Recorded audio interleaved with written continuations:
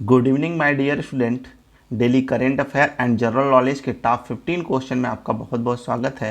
ये top 15 question जो है 24, 25 और 26 मई के जो इम्पोर्टेंट क्वेश्चन है जो आपके एग्जाम में आ सकते हैं उन पर बात करेंगे। ये वीडियो आप लास्ट तक देखिएगा क्योंकि ये क्वेश्चन बहुत ही ज़्यादा इंपॉर्टेंट है। तो चलिए वीडियो स्टार्ट करते हैं।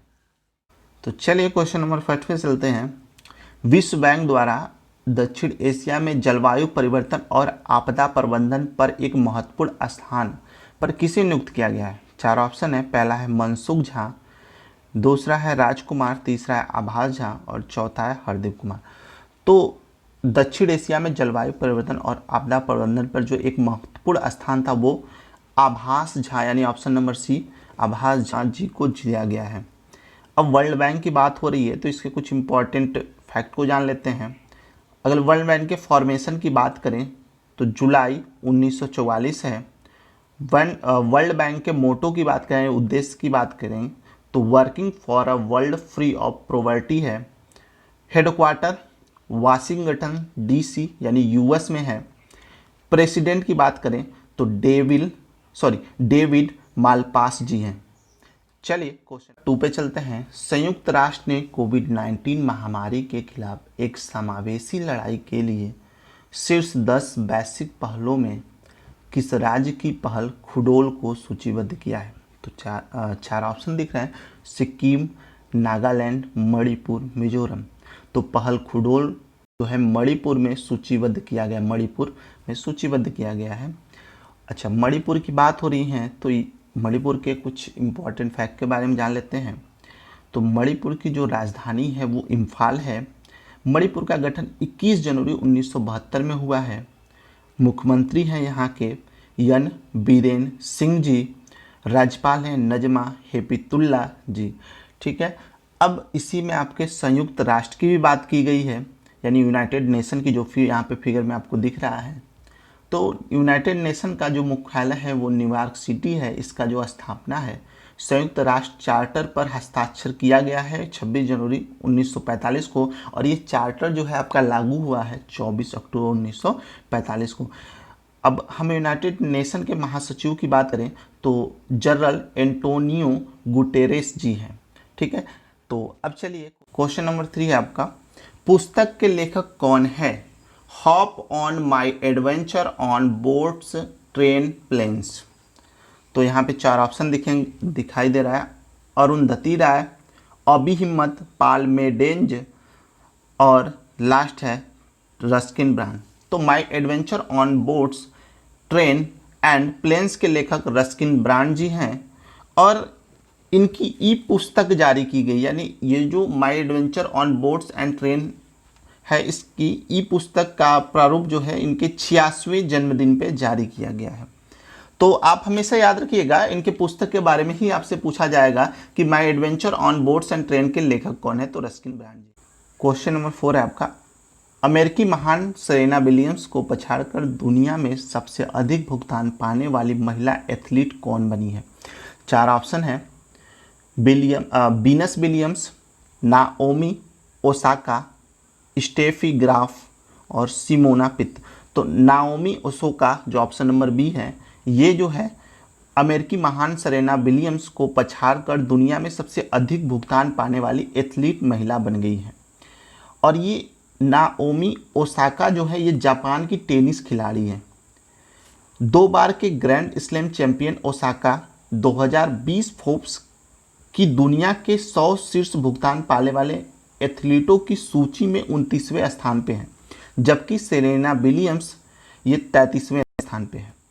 तो चलिए टेनिस के महान एशले कपूर का 83 वर्ष की आयु में निधन हो गया। वह किस देश से थे? तो चार ऑप्शन है। America, Australia, France, New Zealand. तो एशले कपूर जी जो हैं ऑस्ट्रेलिया से थे और ये 1950 के दशक में 4 ग्रैंड स्लैम एकल खिताब जीते हैं। अच्छा आपका भारत में दवा अनुमोदन प्रक्रिया को सरल और शीघ्र करने वाली 11 सदस्यीय उच्च स्तरीय समिति का प्रमुख कौन है? चार ऑप्शन है। राजेश भूषण, अश्विनी कुमार, हिमांशु अग्रवाल और पुष्प कुमार। तो 11 सदस्यीय उच्च स्तरीय समिति का प्रमुख राजेश भूषण जी को बनाया गया है। हम चलते हैं, विश्व कछुआ दिवस हर साल किस दिन मनाया जाता है? ऑप्शन है 23 मई, 21 मई, 20 मई और 22 मई। तो विश्व कछुआ दिवस जो है आपका 23 मई को मनाया जाता है, याद रखिएगा। डेट पे चलते हैं, जो कि इसमें 2 क्वेश्चन है, दोनों दिवस से है। तो देखिएगा, विश्व थायराइड दिवस किस तिथि को मनाया जाता है? दूसरा इसमें है अंतर्राष्ट्रीय गुमशुदा बाल दिवस किस तिथि को मनाया जाता है? हालांकि दोनों का डे सेम था, इसलिए मैंने एक ही क्वेश्चन में रख दिया है। तो अंतर्राष्ट्रीय गुमशुदा बाल दिवस और विश्व थायराइड दिवस जो है आपका 25 मई को मनाया जाता है। यहाँ पे फिगर ये थायराइड का है और ये इंटरनेशनल मिसिंग चाइल्ड डे का है। क्वेश्चन नंबर 9 है, भारतीय विवाद समाधान केंद्र का उद्घाटन किसने किया? जो एक कागज रहित विवाद समाधान वातावरण प्रदान करता है। 4 ऑप्शन है, रंजन गोगोई, AK सिकरी, दीपक मिश्रा, जगदीश सिंह खेहर। तो सुप्रीम कोर्ट के पूर्व न्यायाधीश जस्टिस AK सिकरी ने भारतीय विवाद समाधान केंद्र का उद्घाटन किया है।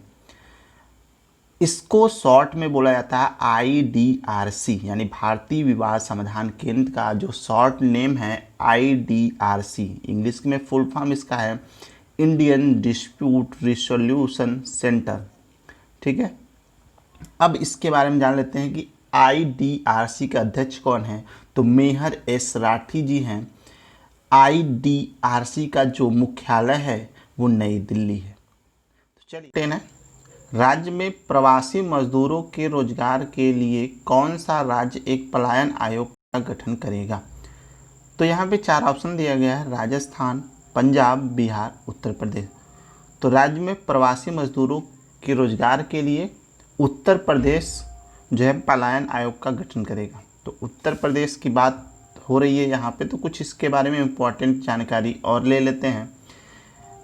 उत्तर प्रदेश की राजधानी लखनऊ है। यहाँ के मुख्यमंत्री योगी आदित्यनाथ जी हैं। उप मुख्यमंत्री केशव प्रसाद मौर्य हैं। राज्यपाल आनंदीबेन पटेल जी हैं। उत्तर प्रदेश की स्थापना 24 जनवरी 1950 को हुआ है। उत्तर प्रदेश में कुल 75 जिले हैं। तो 7 है, न्यूयॉर्क के आर्थिक सुधार पर आयोग के सदस्य के रूप में किसे नियुक्त किया गया है? ऑप्शन है सिद्धार्थ मुखर्जी, सतीश त्रिपाठी, रोहन त्रिपाठी, अभिनव मुखर्जी। तो भारतीय अमेरिकी चिकित्सक सिद्धार्थ मुखर्जी जी को न्यूयॉर्क के आर्थिक सुधार आयोग के सदस्य के रूप में नियुक्त किया गया है। आयोग कोविड-19 महामारी की चपेट में आई राज्य की अर्थव्यवस्था पर केंद्रित है। क्वेश्चन नंबर 12 है, सड़क परिवहन और राजमार्ग मंत्रालय ने एक ताज़ा अधिसूचना में मोटर वाहनों से संबंधित सभी वैधानिक दस्तावेजों की वैधता किस तारीख तक बढ़ा दी है? तो ऑप्शन 31 सितंबर, 31 अगस्त, 31 जून, 31 जुलाई। तो वैधता जो है वो 31 जुलाई तक बढ़ा दी गई है। इसके बारे में जान लीजिए कि ये दस्तावेज फिटनेस और प्रदूषण, राष्ट्रीय परमिट और मोटर वाहन बीमा है। 1 फरवरी 2020 और 30 जून 2020 के बीच समाप्त होने वाले दस्तावेजों को जून के अंत तक वैध माना जाएगा।